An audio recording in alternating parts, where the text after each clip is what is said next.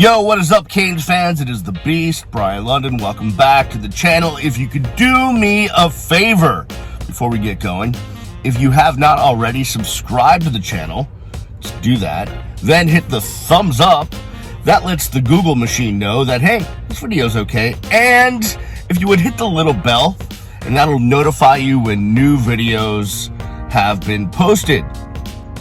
And of course, if you could follow me on all the socials at Miami Radio Beast, we can take the conversation over there. So Miami goes to 3-3 in the on the season, and a 1-1 in the ACC as they beat Virginia Tech up at Lane Stadium 20-14 yesterday in Blacksburg, Virginia.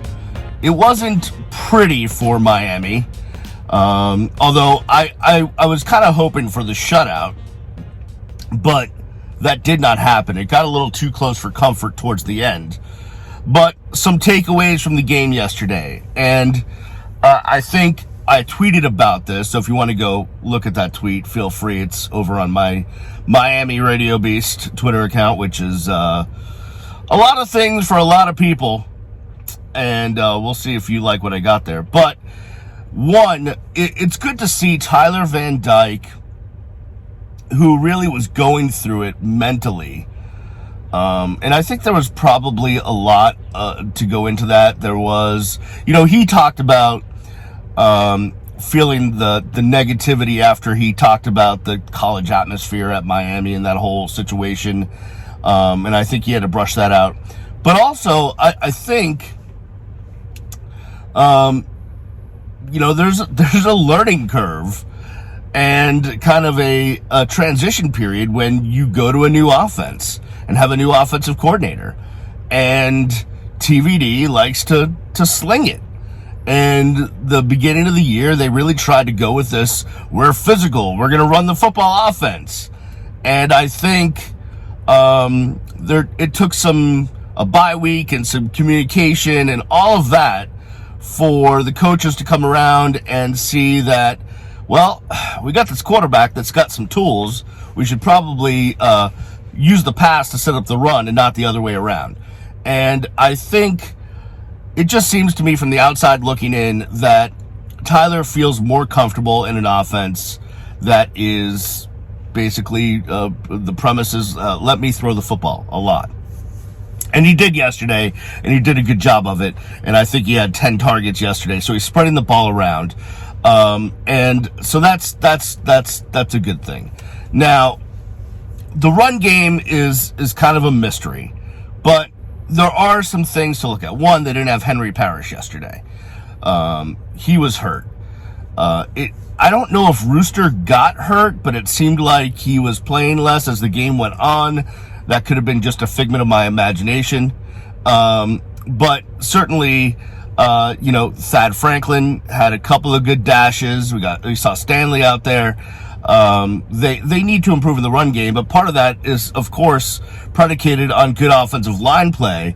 And is it a mishmash or a mishmash? But at one point, you're playing without 3 of your starters on the offensive line yesterday.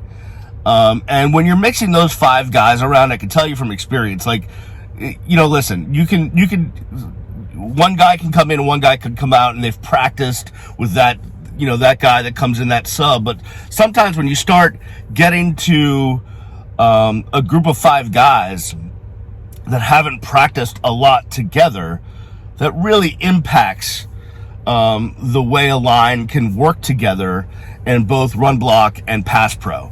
So that mishmash, or is it mishmash? I don't know. Of an offensive line yesterday certainly did not help the run game. They did get over, I think it was like 120 yards rushing.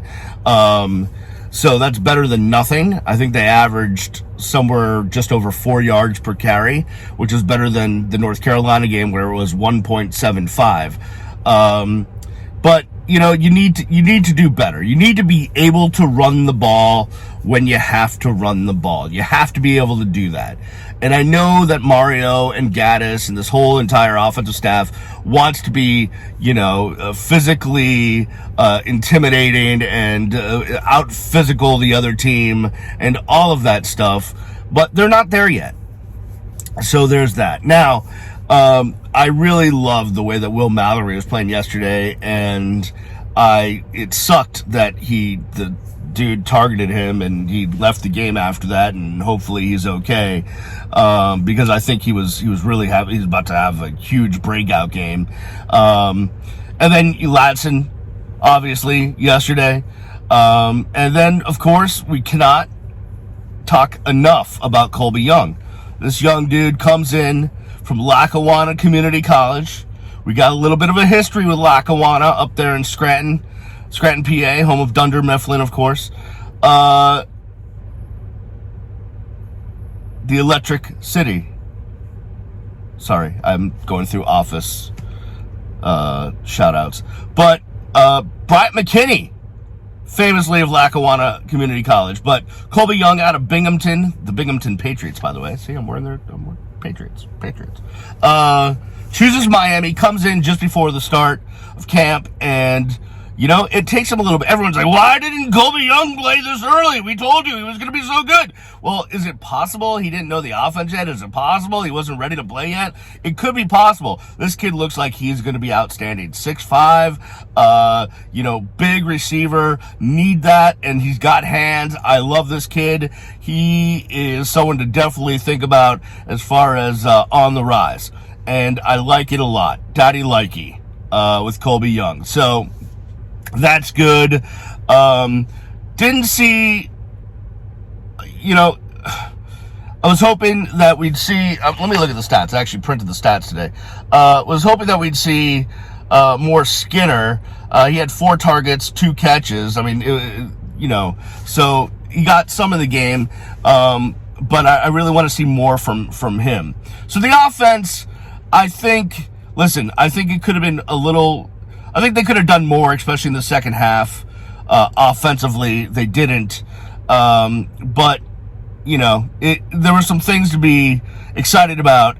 But the thing that wasn't to be excited about was, let me check the stats here. And we go to the penalties. Where'd you go? I just had you. Penalties. 17 for 159. Now, and 65 yards of that, I think, in the was it the third or the fourth quarter? So, bad stuff on the penalties. Too many penalties. I was at one point unhinged, just tweeting in all caps about how unacceptable it was.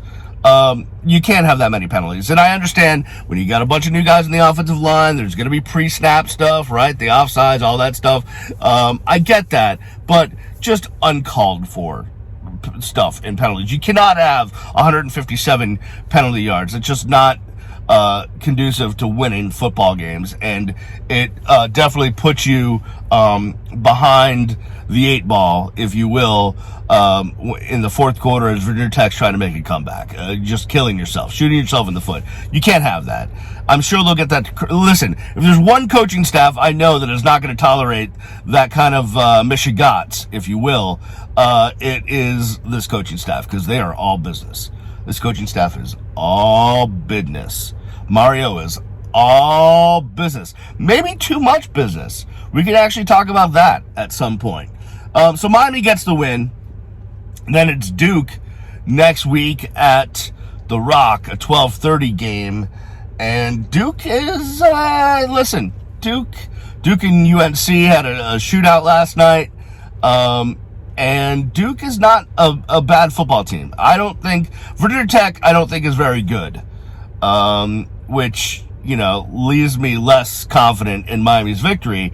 But Duke is not like Virginia Tech. I think Duke's a pretty decent football team. So we'll have to see there as far as what Miami can do next week. I wouldn't just, unfortunately, and it's kind of sad to say, I wouldn't just chalk up next week as a W. I wouldn't just go there yet. So we'll have to see what this week in practice brings and with all the injured guys. Now, after the game, Mario said that, most everyone that was injured yesterday, and also guys like Parrish and Stevenson that didn't play yesterday will be back. But you never know what happens during the week and all that stuff. So it'll be interesting to see who's healthy next week. Interesting to see what offensive line we have. and interested to see if you get some guys back and if Mallory plays going on against Duke. But if you want to do what is right, what is wrong with the first half of the season as we've gone through 6 games, Tyler Van Dyke has straightened it out. Run game, not quite there. Defensively, still giving up big plays when you need to not. There's definitely been some misses on defense and big plays. The defensive line, I think the front 4 is one of the best units in the country. Holy shnikes, I almost said the other word. Akeem Mesidor. This guy, I mean, he had 3.5 sacks yesterday. How is his PFF ranking or rating a 70 when the dude had 3.5 sacks? What is that about? Right? Where's my defensive numbers from yesterday? Got to get the stats out. Did I print the defensive numbers? I did. Yes, Akeem Mesidor, 4 solo assists, 4 solo tackles, 4 assist tackles, 8 total tackles, 3.5 sacks. Just an outstanding game from him. He's unbelievable. James Williams played a good game yesterday, had 5 solo tackles, and 2 breakups for him. I thought Corey Flagg played okay yesterday. And DJ Ivy, not bad, which is an interesting thing. And I always keep my eyes on Darrell Jackson. This guy he's going to be the world. Darrell Jackson, he had only 2 tackles yesterday, but I think he made his presence felt. Miami's D-line is really good. Their defense played pretty well yesterday, except for that 4th quarter. And it's a unit that I think has a lot of promise.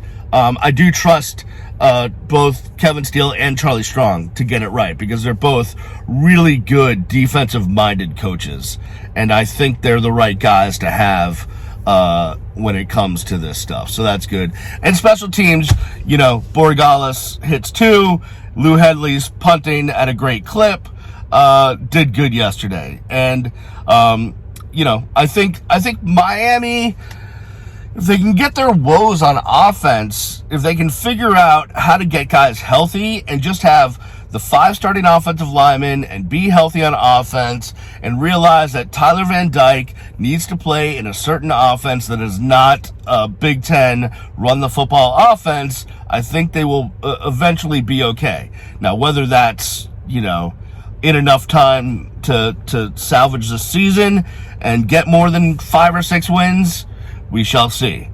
They have 6 games left. They've won 3 games. There's going to be a loss or 2 in there, right? So that would seem to me the ceiling's about 7 wins. But maybe they'll surprise me. Maybe they'll surprise you. Do me a favor. Leave your comments below or hit me on the socials at Miami Radio Beast. And once again, please subscribe to the channel. Please hit the thumbs up. Please hit the little bell and share the video everywhere. Just send it all over the place. Please do. I appreciate it. All right, everyone. We will talk to you soon. I will see you when I see you. Peace.